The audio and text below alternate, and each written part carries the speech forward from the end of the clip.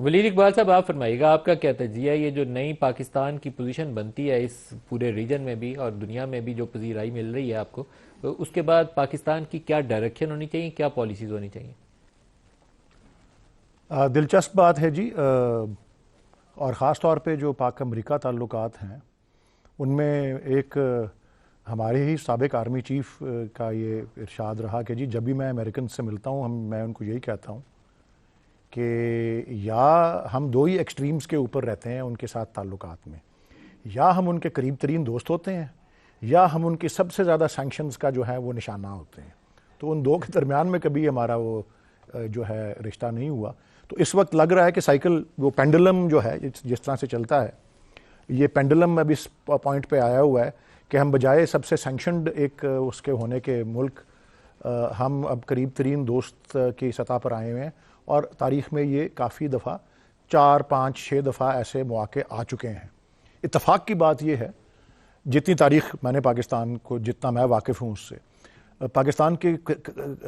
امریکہ کے پاکستان سے یہ حیرت انگیز بات ضرور ہے، لیکن امریکہ کے پاکستان سے تعلقات قریب ترین تب ہوتے ہیں جب یہاں پہ فوجی حکمران ہوتے ہیں، یا اتھارٹیرین جو ہے سیٹ اپ، وہ ان کو ہمیشہ بہت زیادہ بہتر ان سے ان کی ڈیلنگ یا کمیونیکیشن رہتی ہے بنسبت ڈیموکریٹک سیٹ اپس کے۔ اور یہ جو ہماری دوستی کی پینگیں بہت بڑھتی رہیں مختلف مراحل پر، ان کا، اور یہ میں سوچ سمجھ کے بات عرض کر رہا ہوں کیونکہ ابھی آپ کی پروگرام کے شروع میں جنرل طارق نے بڑی تفصیل سے بات کی اور بتایا کہ جی کس طرح سے جو پاکستان کی افواج کا جو ہے پاکستان کے عوام کے ساتھ ایک دلی رشتہ ہے، لیکن پاکستان کے جو فوجی حکمران رہے اور ان کے جو ادوار تھے جن میں تعلقات جو تھے وہ عروج پر تھے امریکہ کے ساتھ، ان تمام مواقع پہ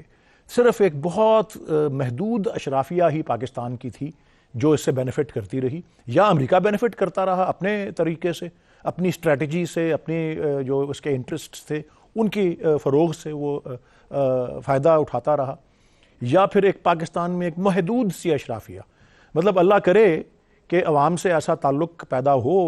یہ ان تعلقات کا، یہ جو بیرونی تعلقات ہمارے ہیں، کہ واقعی ہمارا جو تتر بتر ایک صحت کا نظام ہے وہ ایک کھڑا ہو اپنے پیروں پر، اور اس سے عوام کو مفاد مل سکتا ہے۔ یا پاکستان کا نظام تعلیم جو ہے، یہ وہ، میں صرف یہ کہہ رہا ہوں کہ محض جو ہے ملٹری ہارڈ ویئر یا ملٹری سپورٹ جو ہے ان سے ہی نہیں عوام کا فائدہ ہوتا۔ آف کورس سب کو چاہیے کہ ایک مضبوط ملک ہو، اس کا دفاع مضبوط ہو، اس کی قومی سلامتی جو ہے وہ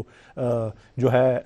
ایسی ہو جس پہ کوئی انگلی نہ اٹھائے اور کوئی جرت نہ کرے، اور اگر کرے تو پھر ان کو جواب ملے، جس طرح کا ملتا رہا ہے پلوامہ کے بعد بھی اور پہلگام کے بعد بھی،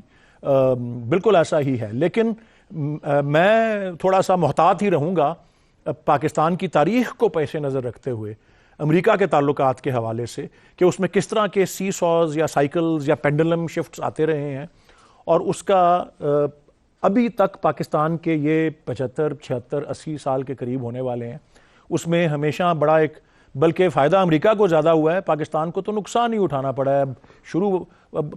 گفتگو لمبی ہو جائے گی، لیکن وہ U2 انسیڈنٹ پہ یہ تھا کہ جی امریکہ کا پائلٹ پکڑا گیا، بڑا بیر سے پشاور کے قریب سے وہ اڑا وہاں سے،